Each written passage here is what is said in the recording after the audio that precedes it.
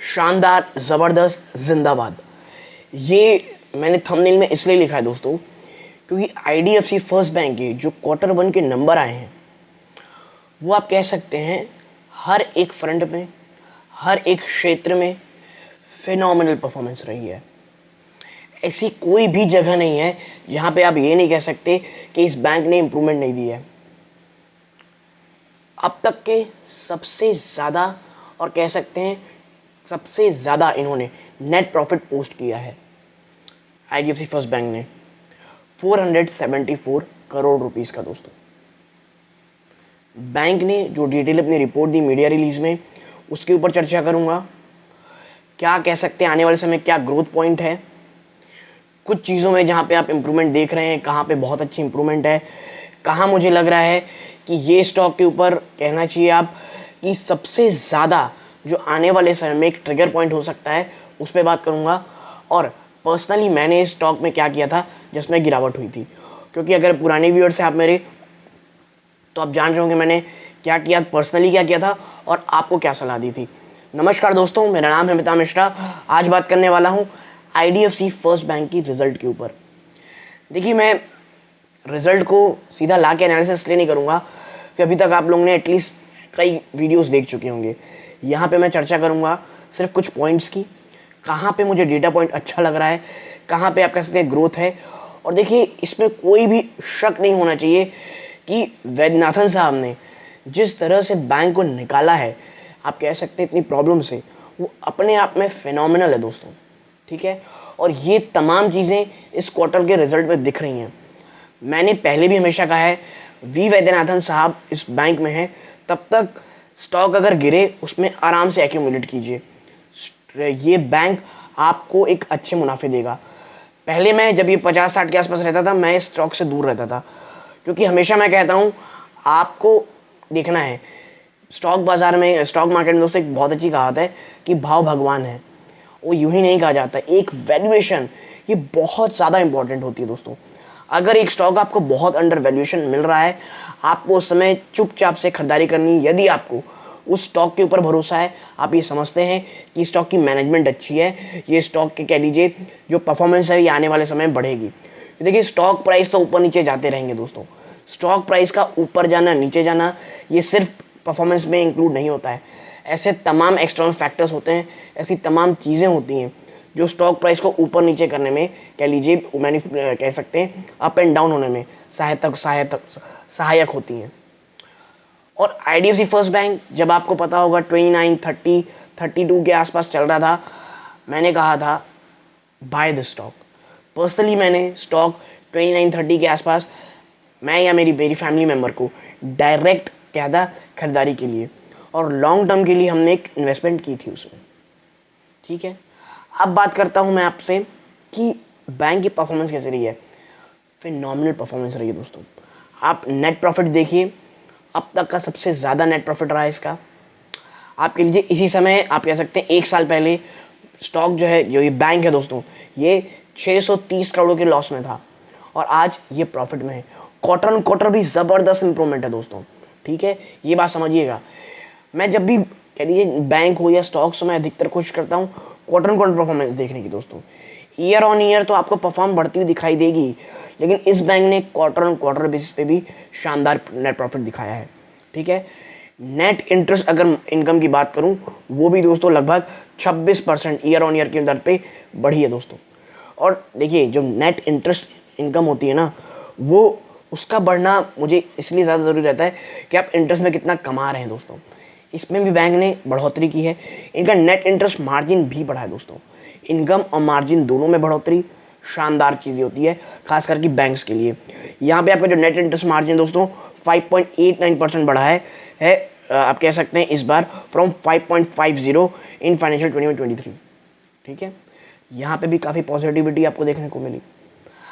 IDFC first bank का दोस्तों जो आप कह सकते हैं जो लोन है, वो चाहे वो रिटेल में हो चाहे वो होलसेल बैंकिंग में हो, दोनों में ही आपको बढ़ोतरी देखने को मिल रही है।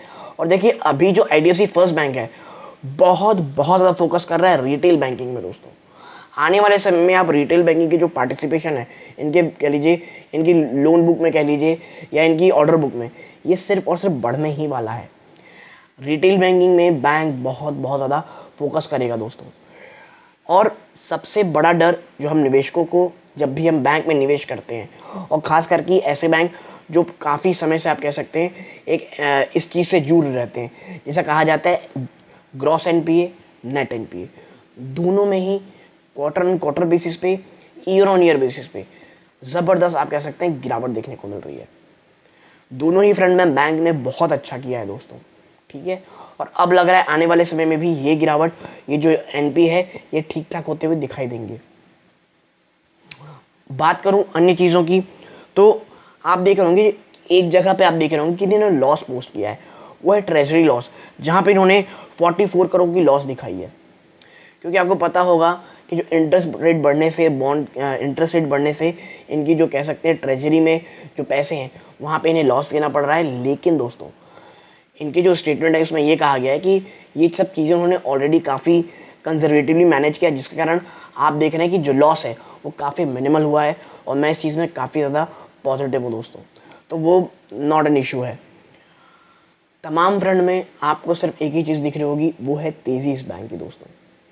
बात करूँ इसके क्रेडिट कार्ड बिजनेस की, क्योंकि मैं दोस्तों ना IDFC फर्स्ट बैंक है ना क्रेडिट कार्ड बिजनेस को काफ़ी कह लीजिए काफ़ी समय से देख रहा हूँ, और मुझे इसके क्रेडिट कार्ड बिजनेस पे बहुत ज़्यादा यकीन है। और मैं आपको एक डेटा बता देता हूँ, जब से IDFC first bank credit card देना शुरू किया है 1 मिलियन से ज़्यादा क्रेडिट ये दे चुके हैं। और अगर आपको लग रहा है बहुत पुराने, तो ऐसा बिल्कुल नहीं है।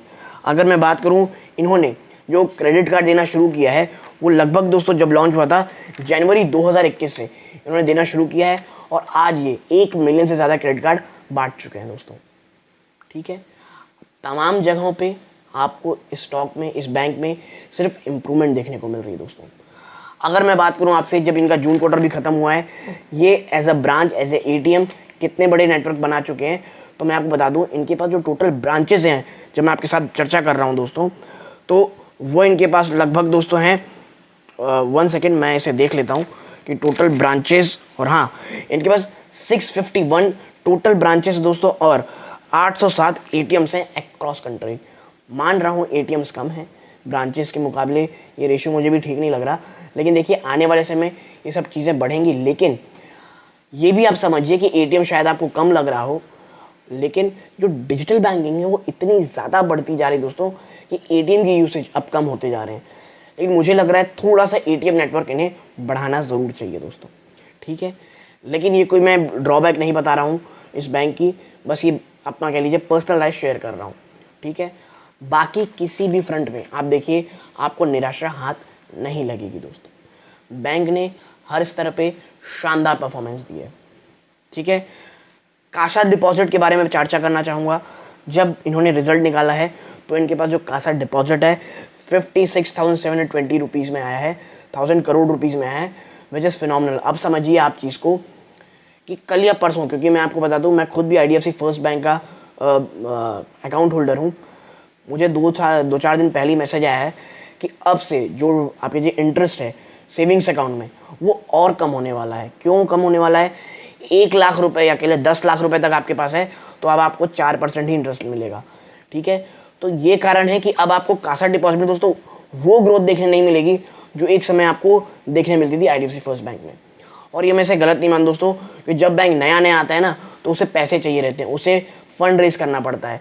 और आपको पता होगा सेविंग्स अकाउंट के 6-7% के इंटरेस्ट रेट में आपको काफ़ी शानदार पैसे मिल जाते हैं आपके पास आपको बिजनेस करने के लिए, ठीक है। और यही हुआ इसके साथ, और अब ये अपनी चीज़ों को लगातार ग्रोथ ट्रेजेक्टरी में जाने के लिए ये अपने जो कह सकते हैं सेविंग्स अकाउंट के इंटरेस्ट रेट है उसे कम कर रहे हैं दोस्तों। एक और पॉजिटिव चीज़ जो इस बैंक में मुझे लगी दोस्तों, हाई बोरिंग इंटरेस्ट रेट जो था ना, हाई इंटरेस्ट रेट बोरिंग थी वो अब कम हो गई है दोस्तों, लगातार कम हो रही है, ठीक है। और देखिए हाई कॉस्ट जो बोरोइंग है ना वो लगभग 5,530 करोड़ रुपीस कम हुई है, ये भी काफ़ी ज़्यादा पॉजिटिव है दोस्तों। यानी आप देखिए आप ढूंढ के भी नहीं पता लगा कर पाएंगे कि इस बैंक के साथ रिजल्ट के में खराबी क्या है। तमाम फ्रंट्स में शानदार रिजल्ट है। और अब मैं आपको शेयर प्राइस की चीज़ें बता दूं, मुझे लग रहा है 40 to 45 ये बड़ा रेजिस्टेंस है इस बैंक के लिए करंट सिनेरियो में। कल माफ़ कीजिएगा यानी मंडे को तो ये स्टॉक एक रैली के साथ ओपन हो सकता है मोस्ट प्रोबेबली। कभी भी मैं हमेशा कहता हूँ स्टॉक मार्केट में कोई भी चीज़ एकदम कह सकते हैं आप कि भाई पत्थर की लकीर नहीं होती है। मुझे लग रहा है 32 आप कह सकते हैं 38 to 42 एक रेजिस्टेंस है, बट 45 एक ह्यूज रेजिस्टेंस है जिसे इसे तोड़ने में इस बैंक को बहुत बहुत मेहनत लगेगी।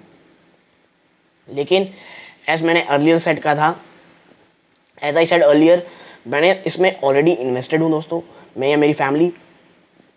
और जब स्टॉक 29-30 के आसपास था, मैंने आप कह सकते हैं ठीक ठाक सा इन्वेस्टमेंट, पहला चंक ऑफ इन्वेस्टमेंट किया था, ठीक है। तो वहाँ से स्टॉक भाग गया और डाउन साइड रिस्क बहुत बहुत कम दिख रहा है दोस्तों मुझे, खास करके इस रिजल्ट के बाद। अगले क्वार्टर से जो नेट प्रॉफिट आने वाला है, मुझे लग रहा है स्टॉक को एटलीस्ट 500 करोड़ के आसपास को तो तोड़ के ऊपर जाना चाहिए। देखिए, मैं कोई ओवर एंथुजियास्टिक टारगेट नहीं दे सकता कि भाई साहब ये 600, 700, 800 करोड़ कर देगा, नहीं, बी रियलिस्टिक। स्टॉक जो है दोस्तों अब ग्रोथ दिखाना, माफ कीजिए, बैंक जो है अब ग्रोथ दिखाने शुरू कर रहे हैं, नेट प्रॉफिट ऑल टाइम हाइस पर आया है। मुझे ये लग रहा है आने वाले क्वार्टर में, जो नेक्स्ट क्वार्टर आएगा, 500 से ऊपर इन नेट प्रॉफिट पोस्ट करना चाहिए। बट लेट्स सी किस तरह होता है। अगर जो कह लीजिए जो मंदी की बातें हैं वो सीवियर हो जाती हैं, थोड़ा स्लो डाउन अगर देखने को मिलता है। एक चीज़ जो मुझे लग रही है, इनका कैपिटल एडिक्वेसी रेशियो जो 15.4% में आया है, जो कि ईयर ऑन ईयर और क्वार्टर ऑन क्वार्टर दोनों ही जगहों पे कम है। मुझे लग रहा है इस बैंक को इस तरफ थोड़ा सा ध्यान देने की आवश्यकता है, ऐसा मुझे लगता है। बाकी किसी भी फ्रंट में कोई इशू नहीं है, चाहे वो क्रेडिट कार्ड बिजनेस हो, होम लोन बिजनेस हो, रिटेल बिजनेस हो, कॉर्पोरेट बिजनेस हो, इन तभी बिजनेस लोन्स इन्होंने काफ़ी अच्छी परफॉर्म की है। तो यदि आप निचले स्तरों पे आईडीएफसी फर्स्ट बैंक खरीद रखे हैं, congratulation, you have invested in a great bank, और निचले स्तरों में है इन अ ग्रेट वैल्यूएशन। तो इसी बात के साथ यहाँ तक जुड़े रहे, इस बात का बहुत बहुत धन्यवाद। सब्सक्राइब जरूर कीजिएगा, वीडियो अच्छी लगती है लाइक करके और उसके साथ शेयर कीजिए। यहाँ तक जुड़े रहे, इस बात का बहुत बहुत धन्यवाद। ये इस वीडियो का अंत है। जय हिंद दोस्तों।